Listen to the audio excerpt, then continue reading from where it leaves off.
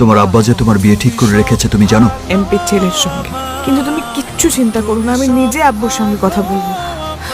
আব্বু আমার কথা শুনবে, আর যদি নাও শোনে তুমি তাও চিন্তা করো না। এই দুনিয়ার কেউ আমাকে তোমার ছাড়া অন্য কারোর বউ বানাতে পারবে না। তোমায় ছাড়া আমি বাঁচবো না।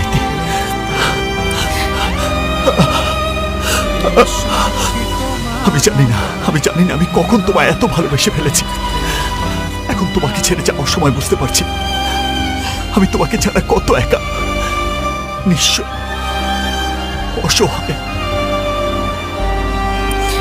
তুমি যাও, বাবা সুস্থ হলে বাসায় বিয়ের প্রস্তাব পাঠিও। আমার যে সব শূন্য লাগছে, কেমনে থাকবো আমি তোমার ছাড়া?